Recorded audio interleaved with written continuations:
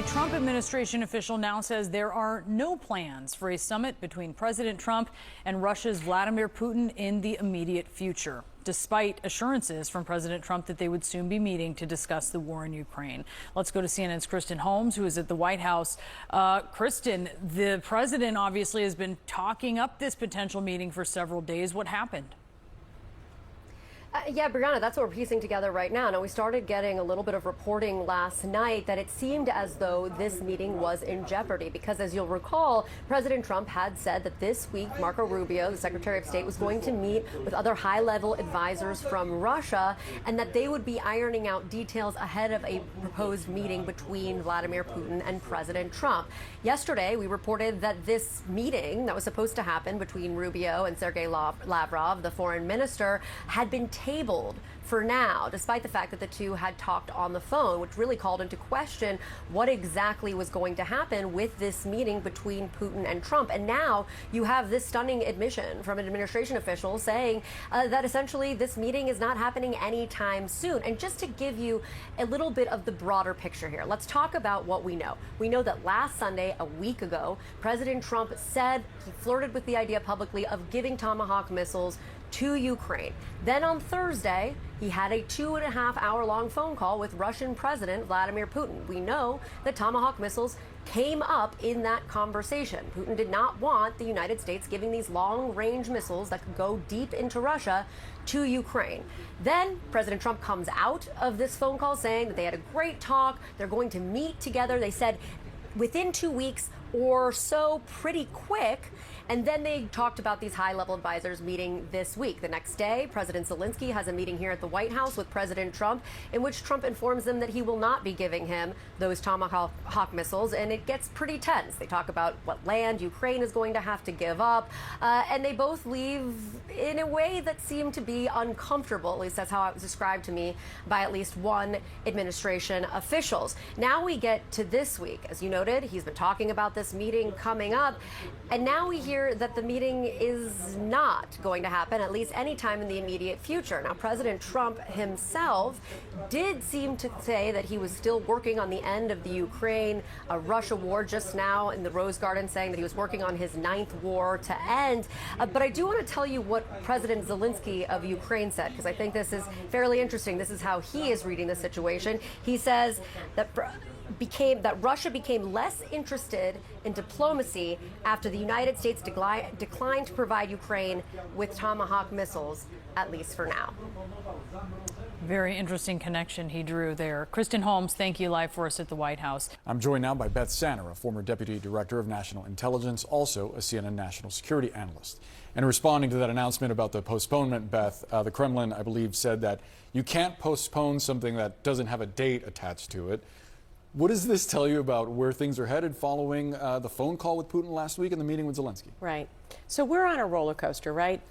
And it's got a lot of ups and downs. But Putin's not on a roller coaster. He's on a train. And it's a steady train. And it does not deviate from its path. And I think that that's what we really have to get our heads around, is that basically no matter where we are in the cycle, that train and what he wants and that destination has not changed throughout this entire thing.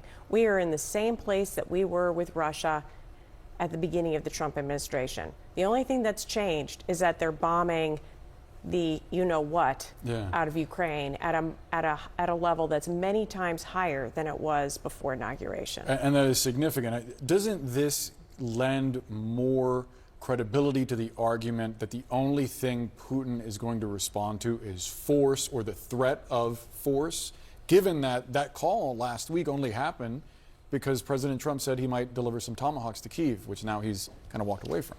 So I think that in a way, maybe the framing there is a little bit off in part. The Tomahawks forced Putin to pick up the phone and get them turned off. Would the threat of Tomahawks actually have changed the train that Putin's on? Yeah. Probably not. Right? So what forces Putin to capitulate is not, there is no silver bullet that will do that. It is a process that requires concerted pressure across all of these things, from economics to military. And we've delivered almost no military equipment to Ukraine this year, despite this startup of this new process of getting the Europeans to buy equipment. So yeah, we need more, but like we should also kind of modulate ourselves and our expectations. There will not be tomahawks peace. Yeah, I wonder what you make of the president's approach here. Is this embarrassing for the White House, you think? Because before this, there was supposed to be this trilateral or two bilateral meetings. This was after Alaska, which was 2 months ago now, the summit between Trump and Putin. Do you get the sense that the president, his advisors realize that Putin effectively, through these moves, is just stringing the White House along? So, I mean, the president acknowledged during this last Right. go-round that, yeah, Putin probably is trying to string things along. So then the question is, what do you do about that, right? So I think that he understands it. It's not that. And I also think that you actually have to have negotiations with the perpetrator in order to get something done, right? But like, this is just something that is going to take a long time. And this idea that coming out of Gaza, you're all hepped up on this success and you're just going to all of a sudden bring out your magic wand and change things, that is not realistic. Okay, so this is just not something that we're going to be able to turn around quickly, and we're going to have to take a much more concerted effort at this.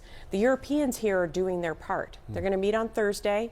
They're going to take that money, that's the Russian sovereign debt, 163 billion, and they're going to turn it into a loan to Ukraine to fund this war and to keep them afloat. And particularly with these attacks on Ukraine energy, they need that money. I'm hearing that the United States might not be behind that effort now after we push them to do this sort of thing and to put pressure on Russia. Oh, okay, now we're not going to put pressure on Russia. So we have to decide, I think you need to, fight and talk at the same time. Yeah. Speaking of Gaza, I did want to ask you about. The insistence from the White House and others, based on this 20-point plan, that there would be a sort of international intermediary security force that would be sent to Gaza. The president insisted on social media that there are allies in the region that are just lining up to go.